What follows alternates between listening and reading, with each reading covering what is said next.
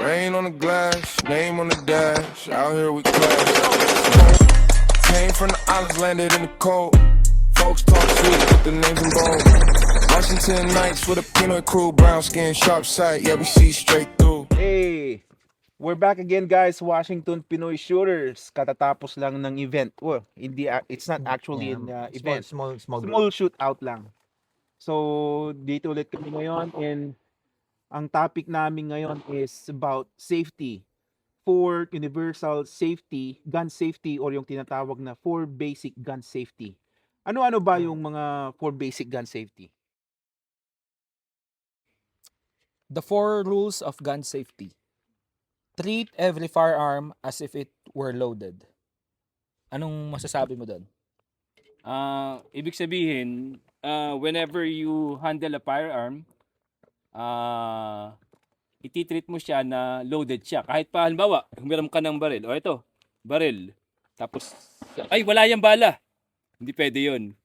Kaya ba't i-clear mo pa rin siya, tingnan mo, check mo kung may bala, tanggalin mo ang magazine muna, tapos check mo talaga yung chamber. Hindi pwede sabi-sabi lang na Basta sinabi, na-clear okay ba na. sinabi na Okay wala na. siyang bala. Wala siyang bala, clear na. Dapat ikaw mismo. Yeah, checkin yeah, mo. yeah. And anytime na binigay mo din yung baril sa papahiram mo ang baril mo, iaabot mo or something, Yeah. you have to check it din muna. Check it, okay, it's not loaded. Then when someone receive it, do the same thing. Check it and clear it. Paano ba mag-check kung ng baril kung clear na o hindi clear? Okay, first thing, tingnan mo yung magazine. Kung may magazine siya, take it out. Tapos pull the slides para sa handgun o kaya bolt para sa mga rifle. Tapos silipin mo yung chamber, yung breech, at saka make sure na wala nga yung magazine. Paano sisilipin ganun? Yeah, Hindi, joke lang. Siyempre, Oo. wag sisilipin Oo. sa may baril. Darating tayo dyan. Sa muzzle eh. Darating tayo dyan. So number 2. Never point a gun at anything you are not willing to destroy. Ikaw, Will. Never point a gun on something you're willing. Ibig sabihin, pag nag-handle tayo ng firearm, no matter what, like the first rule nga, 'di ba? Sabi, always loaded. Yeah. Ibig sabihin, once na hawak mo ang baril, kahit ano pa yan, bagay, tao, what, kung hindi ka willing na i-destroy o putukan o kung ano man, or patayin o sabihin na, I'm sorry, pero ano bang tamang term doon? Destroy nga. So, sirain o what, na makapinsala, wag mong itutok, no matter what. So, kung Kung tatakotin niya lang. hindi po pwede, pagka once na tinutok mo yon, dapat willing ka na gamitin yon. So, never, kahit na ano. Dapat tinutok mo yun, never na ano. Kaya nga meron, di ba, sa atin dito, pagka bumibili ng baril, meron silang, doon mo lang ipo-point. Ba, safe direction lang. Di ba? Yun. Pwede, hindi naman sabihin, wag mo gusto kong pwede sa wall. Of course, that's a wall. Hindi naman ibig sabihin na willing kang destroy yung wall. Pero it's a safe direction. Yun ang pinaka Ang baril, hindi yung pantakot. Yeah. Tsaka additional doon sa rule number 2, may mga chances based sa experience namin dito sa mga shootout na may mga instances na kahit hindi mo pa intention na iputok yung baril, may nangyayari na accident na kunyari nakaganyan ka, nagmalfunction or whatever reason, pumutok yung baril, tinutok mo sa ibang bagay na hindi mo pala sisirain putukan. or gustong putukan Aha. or willing to Gusto destroy mo ka, talaga yung bagay na yun. It's just a matter of when kung magmamalfunction ang isang bagay kasi mechanical naman yan eh. So may mga parts na nawe-wear out yan. So pag hindi mo intention na barilin or sirain yung isang bagay, wag mong itututok kasi paano pag tinutok mo nagmalfunction? Yun din ang isang kaya never mong itututok kung hindi mo talaga sisirain or babarilin yung isang bagay. So number 3 na tayo. Number Ano 3. ba number 3? Keep your finger off the trigger until ready to fire. Sino gusto mong tanongin dyan? Si Vince. Oh, keep your finger off the trigger until you are ready to fire. Oh, mahirap yan ah. Kasi, syempre, number 1 and number 2 na discuss natin. Yung number 3 naman, tulad nung sabi ko kanina, baka hindi ka pa ready, nandun na. Tapos, nagmo-move ka or nagmamaneuver ka kung ano man yung ginagawa mo. Chaos yan eh. Chaos. Na, Medyo natalisod ka. Nandun na yung daliri mo sa trigger. Nasa gatilyo And na. then, anong mangyayari? Nakalabit mo. Then, accidental discharge. Paano pag may natamaan ka o no? So, for example, pistol, kung may safe ka, ilagay mo muna sa safety, trigger finger off the trigger para safe ka palagi until you are ready. So, pag na-acquire mo na yung target, saka mo lang siya safety on, sa rifle or sa rifleman or sa handgun, sa pistol, then trigger finger on the trigger, then acquire your target. Actually, ito yung pinakamalimit naming makitang violation dito sa mga meet-up na ginagawa namin. Especially sa mga new shooters. Like pag hawak nila ng baril, pag dampot pa lang nila, their trigger loob na is ng- on the trigger na Sa guard, nasa loob ng ano, diba? Yeah, nasa loob na ng trigger guard. Oo. So, lalo na mga beginners talaga Maganda ito yun, yung pinaka first offense na nakikita Anong namin. ibig sabihin natin ng ano? Anong ibig sabihin natin ng Anong ibig sabihin natin ng Clear? hindi nung anong paano sabi yung keep off the trigger, keep your finger off the trigger, diba? Until you are So ready. so I think the best example is ito, di ba? Right? Yung pinapaliwanag mo sa mga nakikita natin palagi, yung mga bagong shooter is Nasa loob na kagad. Ito, Yeah. Parang ganyan na. Yeah. Pasok sa butas. Pasok na kagad. Mhm. Kasi hindi nga sila aware sa safety. Mhm. Basta baril lang. So ito yung off guard. Kahit saan. Basta off that area where the trigger is. That's good. I guess, dyan, okay. Yeah, it doesn't have to be on the doesn't have to be, I guess, okay lang din dyan. Basta wag lang ganito. I think so. So, I think yun yung best, paliwanag nun. So, Tsaka ano rin, even in a competition, palaging napo-point out 'yan kasi nga if you are on the move tapos hindi ka pa ready to fire and then you are on the move, yung adrenaline mo mataas. So, yung chances na makalabit mo yung trigger, especially competition triggers are very light. Kung tsaka na natin pag-usapan yung competition Darating tayo settings, dyan. darating tayo doon. Pero just wanna point it out, mga competition pistols, rifles, or whatever, hair trigger kung naririnig niyo yung mga terminology na ganon. So, on the move, maraming pwedeng mangyari doon. So, as much as possible, trigger finger or trigger Off the finger. Ano? Finger off the trigger. Oo nga. Trigger of the finger. Off the finger ba yung ano? Finger Ba't mahilig ka sa off finger? the trigger until Oh. you are ready. Ano, hindi, ano bang tama? Ano ang tama ng number 3? Keep your finger off off the trigger Of the Yan. until ready to fire. Off the finger pa rin. Sige, anong sunod naman doon? Para kay Rewel pala lahat. Oo. Kanina putok, ngayon Putok. finger. Oh. Anong sunod? Number 4, Hmm. be sure of your target and what is behind it. Yun. Beyond it. And what's Baka gusto mo beyond? ipaliwanag. So ang simpleng paliwanag dito, every bullet, every round that comes out of your gun is your responsibility. So dapat Yeah. alam mo kung kasi it's in every bullet na lalabas diyan, may papatakan yan, may pupuntahan yan. So dapat aware ka doon sa target Aware mo. ka kung nasaan yung Yeah, target mo. Ano ba nasa likod ng target mo? Even with the defensive shooting. hollow point. Yeah, I mean hollow point na defensive shooting. bala. If bumaril ka at may tinamaang iba, civilian, Yeah. then you are responsible for Responsible. it. Yung mga nakikita natin mga videos, yung mga nagpapaputok sa taas, yung pagka mga New Year, saan ba pupunta yung bala nun? Di syempre babagsak din Yeah, yun, di ba bababa din Valentine's yun. na It's the same thing. Ha? Yeah. Valentine's. Tsaka ito pa. Ito magandang topic to kasi siguro may mga naririnig kayo na sa mga defensive ammo nila, gusto nila hollow point, mix of hollow points, And mix then of FMJ. FMJs, and then madalas yung reasoning nila bakit may FMJ sa defensive rounds mo doon sa magazine mo. Ang isang reasoning na madalas kong naririnig para makapenetrate ng soft wall para pag pumunta sa likod ng wall yung kalaban or anything pwede kong putukan, tatagusan. Yun, very sketchy topic kasi hindi mo nga nakikita, 'di ba? Bakit mo puputukan? Paano pag may ibang tao pala doon? Okay. So, Yun. isang magandang example na naalala ko is alam ko sa Washington nangyari.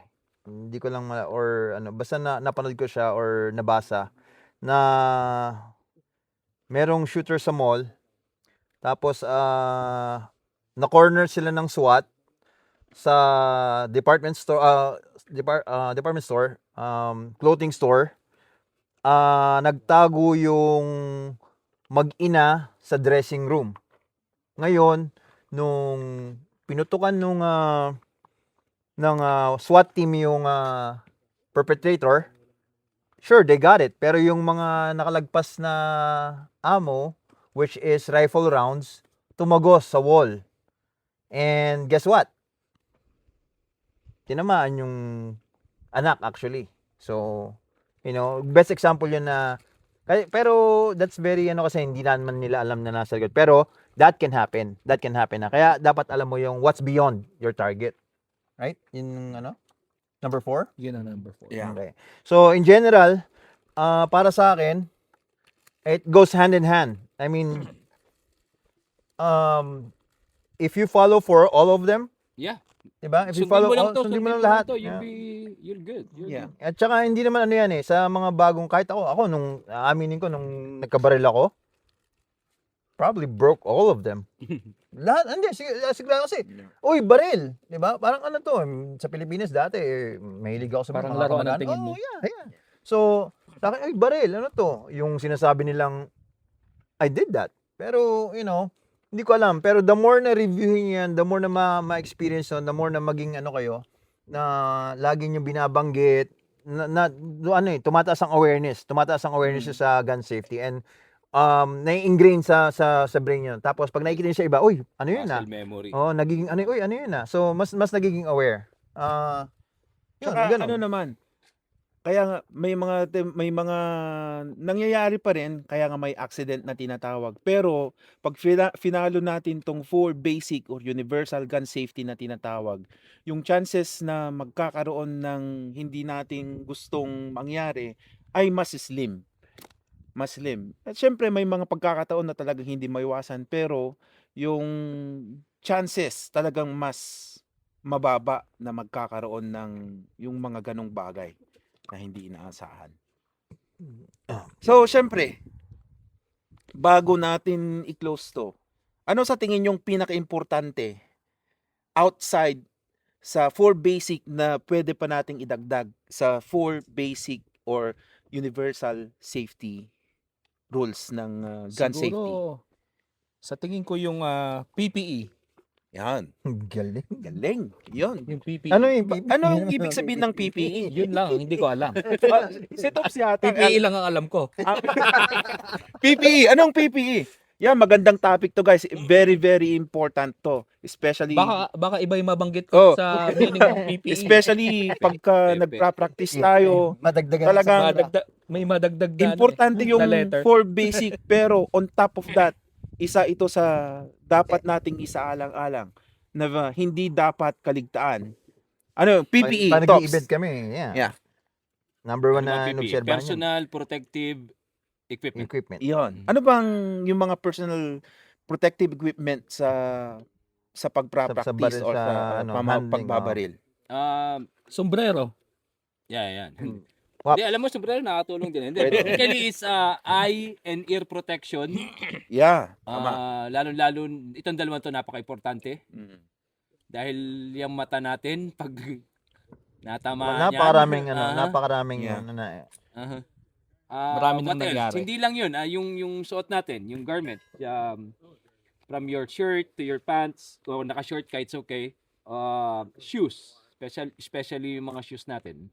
Yeah. Kasi yung iba, mga nakachinelas, o kaya yung suot nila, like yung shirt nila is like too loose or Or too tight, you know? Not to stop anybody from doing their own thing or expressing themselves from dressing their own way. Aha.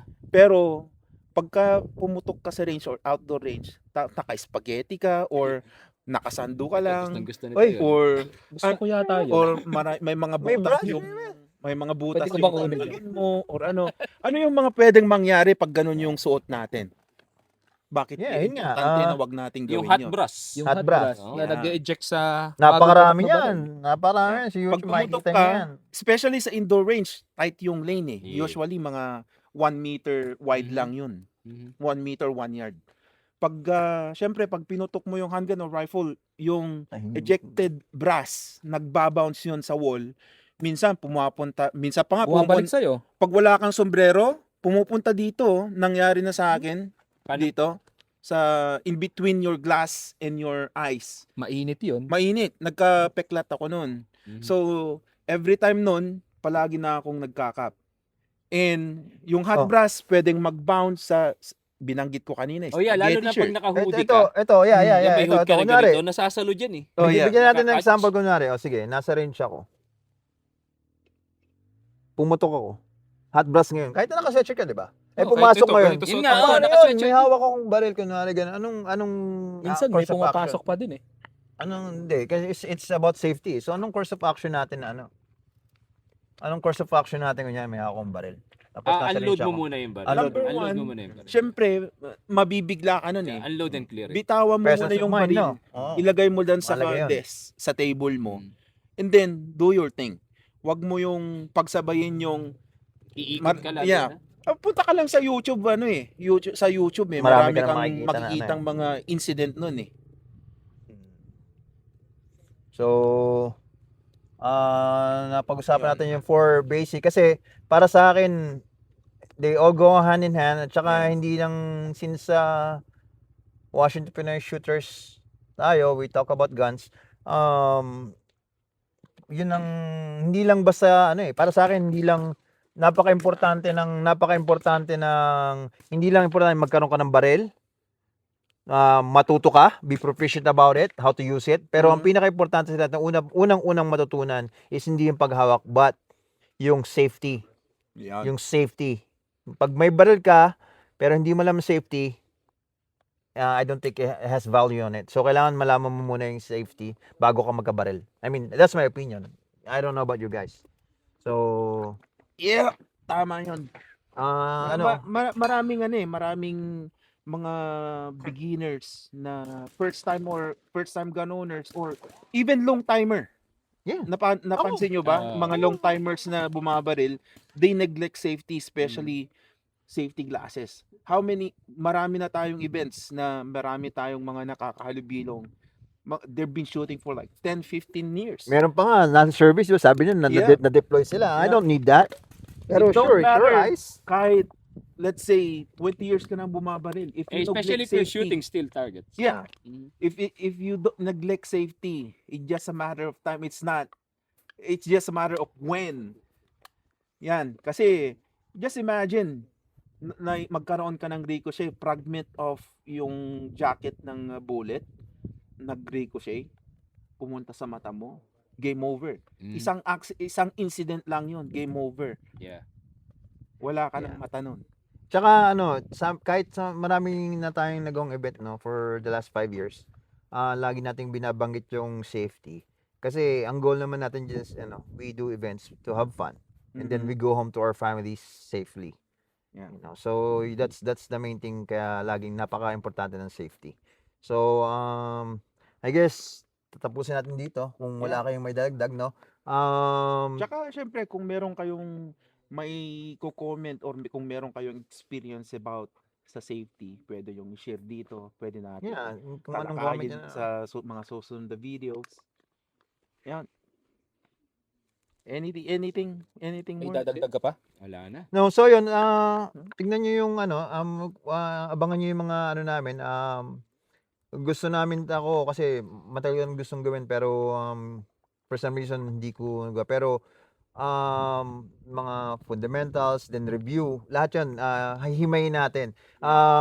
Hindi kami professional. Most of us are self-taught, self-research. Kaya nga namin sinabi sa inyo na kung meron kayo idadagdag o comment o suggestions, welcome. Knowledge sharing yun and we all help each other para sa amin ganun Sounds ng ganun ng siste. So anyway, I'm sorry? Just wanted to check you guys' watch for our next video Yep. and we'll update you with the other topics and let us know kung may gusto rin kayo discuss. Okay? Okay. Alright. See you next time.